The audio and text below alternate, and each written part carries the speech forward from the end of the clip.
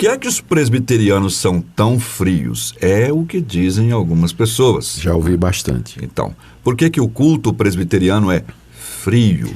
Os sorveterianos. Chamados sorveterianos, né?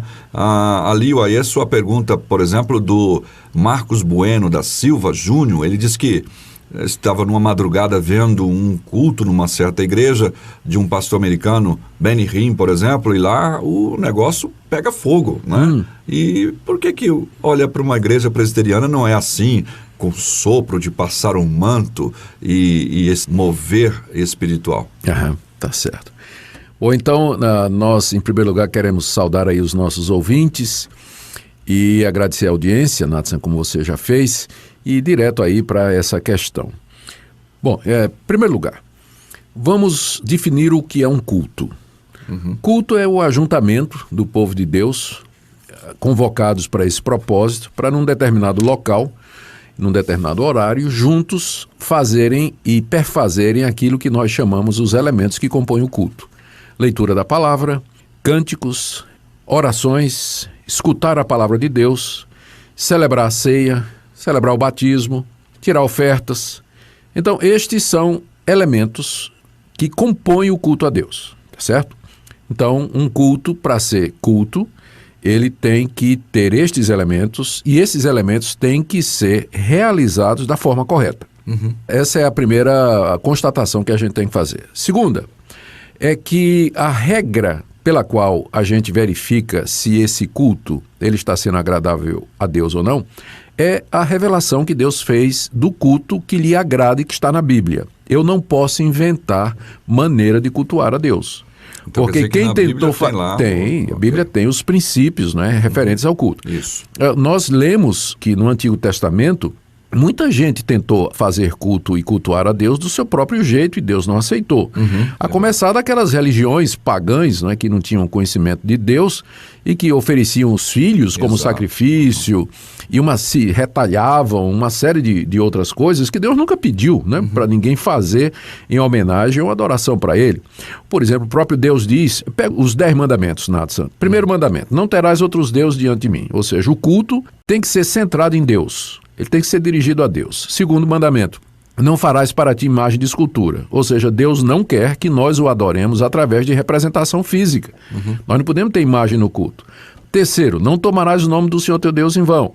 Então isso significa que eu, nos atos de culto, eu tenho que estar com o meu coração naquilo que eu estou fazendo, né? Eu tenho que cantar com o coração, a minha oração tem que ser sincera, a leitura da Bíblia eu tenho que fazer isso com atenção. Ou seja, dos 10 mandamentos, pelo menos os 3 primeiros já são referentes ao culto a Deus. Sim. Ou seja, Deus, ele só aceita ser adorado da maneira como ele quer. Eu não posso inventar meio de adoração. Então, no Antigo Testamento, Deus detalhou para Moisés de que maneira deveria ser o culto lá no templo. A ponto de que quando 2 sacerdotes tentaram apresentar incenso que foi preparado com a receita diferente daquela que Deus havia dado, né? Deus os consumiu, eles morreram, eram os filhos de Arão, né? Eles morreram diante do Senhor, porque trouxeram o que a Bíblia chama de fogo estranho, né? Diante de Deus, ou seja, Deus não aceitou, não estava de conformidade com aquilo que Deus havia determinado, portanto, Deus não aceitou.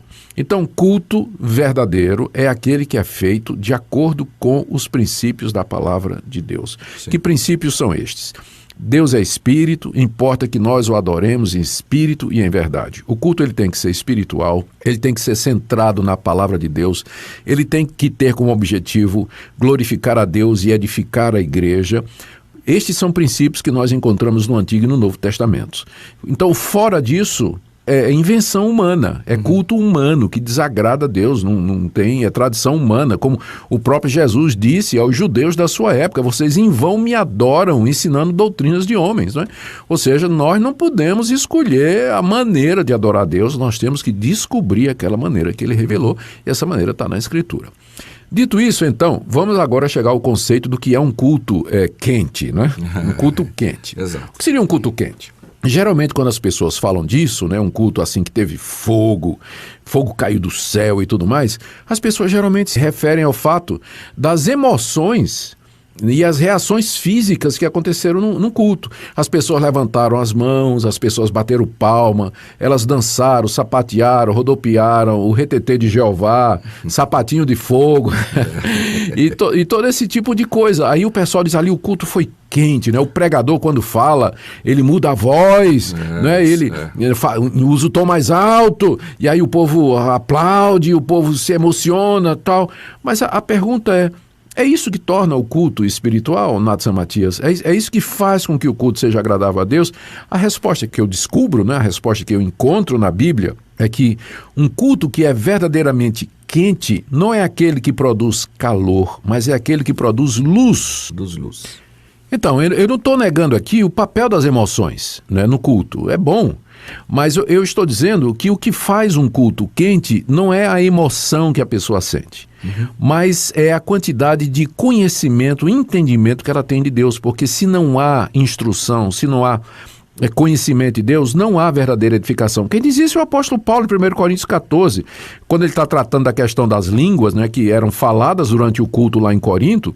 Ele diz assim, vocês têm que orar para que possam interpretar, porque senão você fica calado. Porque você pode até estar orando bem no seu espírito, falando em línguas, mas a mente fica infrutífera, porque ela não tem edificação. Ou seja, a prioridade no culto é para aquilo que edifica, aquilo que instrui, aquilo que traz o verdadeiro conhecimento de Deus. Então, um culto quente, vamos dizer assim, é um culto onde os cânticos, eles são cânticos cuja letra é bíblica, que transmite a palavra de Deus. Sim, e aí, coerente, né? Com a Bíblia, né? Com a Bíblia. Então, se o cântico, se aquele louvor, ele é bíblico, está cheio de doutrina bíblica, ele pode aquecer o coração.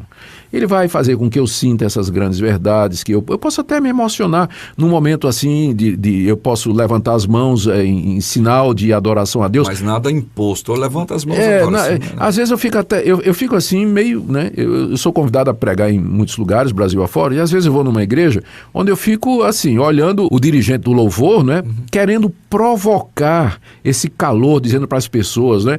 Agora, sinta liberdade, né? Não fique preso aí, né? Vire para o seu irmão ao seu lado e diga assim, você é lindo, ou Jesus te ama, repita comigo, levanta a mão, vamos agora, né? Se solte, né? Tal.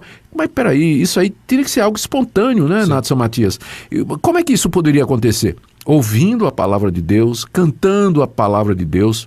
Então, de repente, eu posso me emocionar, posso levantar as mãos aos céus, lágrimas podem descer dos meus olhos quando eu medito nas grandes verdades de Deus. Aí eu não tenho problema com isso. Eu tenho um problema quando o pessoal confunde levantar a mão, sapatear, dançar com espiritualidade, né? Que não é a mesma coisa. Se alguém está lá adorando a Deus ou ouvindo a palavra de Deus, por exemplo, numa igreja presbiteriana, e as lágrimas começam a correr, ninguém vai lá do púlpito e fala, pare de chorar, porque... Claro que não, né? Claro que não. Na minha igreja, por exemplo, muitas pessoas, durante os cânticos, elas levantam as mãos para o alto, não é? Elas batem palmas, às vezes, acompanhando os cânticos, quando elas têm vontade de fazer isso.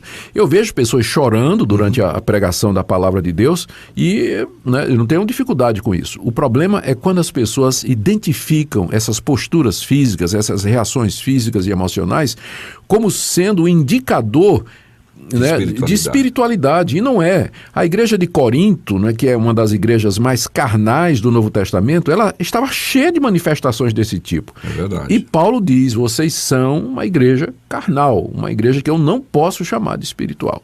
Então, o que torna um culto quente, Natsan Matias e queridos ouvintes, não é o calor das emoções e das reações, mas é a biblicidade. É a coerência, como você usou o termo, né? É a coerência com a palavra de Deus. E a pregação tem que ser bíblica, os cânticos têm que ser bíblicos, as orações... A gente não precisa mudar de voz quando vai orar, né? Tem gente verdade. Que muda de, oh Deus... E por isso inibe até algumas outras pessoas a orarem em público, porque elas dizem, eu não consigo fazer usar essas palavras tão... Manipular as emoções, usando frase de efeito, né? Tem pregador que gosta de fazer isso, né? E tudo mais. A espiritualidade de um culto não se mede por isso, mas pela aderência à palavra de Deus. Orações dirigidas a Deus, pedindo aquelas coisas que Deus determinou, com respeito, com reverência, com fé, com fervor. Os cânticos, como já dissemos aqui, eles têm que ter uma letra que seja de acordo com a palavra de Deus.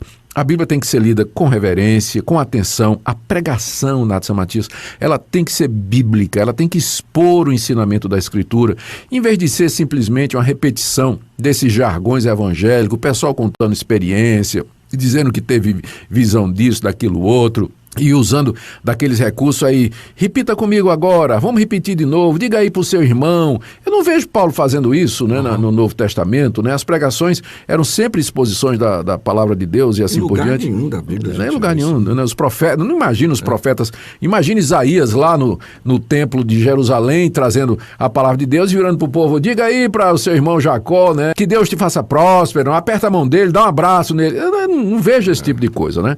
Então, o culto, ele tem que ser voltado para Deus, Deus é o centro. Voltando à pergunta do nosso ouvinte aí, não é? O Marcos, falando a respeito daquele culto lá do Benny Hinn, né? Onde é que está na Bíblia isso, né? De que o culto é centrado na pessoa, né, carismática de um profeta que vai pegar um paletó, jogar em cima das pessoas, as pessoas vão cair. Isso não é bíblico, isso é invenção humana, né? Não tem nada a ver com palavra de Deus, não creio que isso aí é de Deus de maneira nenhuma, não tem como que me convença, a não ser, como Lutero disse, né, que me convença pela Bíblia, né? Exato. Que esse tipo de coisa de fato. Se não me convencer pela Bíblia, eu não arredo o pé. Eu não arredo o pé, né? E eu continuo nessa posição até o dia de hoje. Agora, é verdade que às vezes nas igrejas históricas, Natsan, isso aí eu não tiro a razão. É verdade que às vezes nas igrejas históricas e tradicionais, o culto, ele é realizado assim meio que mecanicamente. A pessoa que está dirigindo o culto não lidera os presentes na adoração, e as músicas, elas não são muito bem escolhidas e muito menos bem cantadas e tudo. E aí o pessoal que vem dessas igrejas está visitando ali, eles se estranham, né? Eu vou estranhar bastante. É verdade. Então eu também não estou defendendo esse tipo de liturgia. Eu creio numa liturgia, num culto alegre, participativo, mas também com muita reverência, muito respeito, cheio de instrução bíblica, voltado para a palavra de Deus, e eu creio que esse é o ideal que nós deveríamos buscar. Ok, que bênção. É uma pergunta que certamente é a pergunta de vários ouvintes, pessoas que muitas vezes visitam algumas igrejas presbiterianas, vindo aí de algumas igrejas que costumam ter uma liturgia diferente, né? E aí estranho, né? Estranho. Mas é como foi dito, dá um replay aí no programa, escuta novamente se ficou com alguma dúvida. Uma certa feita alguém disse para mim assim, a gente estava num almoço de família, e aí disseram, olha, lá na igreja o culto hoje foi uma benção, o louvor foi uma maravilha, foi assim mais ou menos 1 hora de louvor, não teve pregação, mas o culto foi uma benção. Pois. Aí eu disse, o quê? Como assim? Quer dizer que a Bíblia não foi pregada e... Não, eu não consigo entender assim. Não. Um dos elementos essenciais é a palavra e a explicação dela.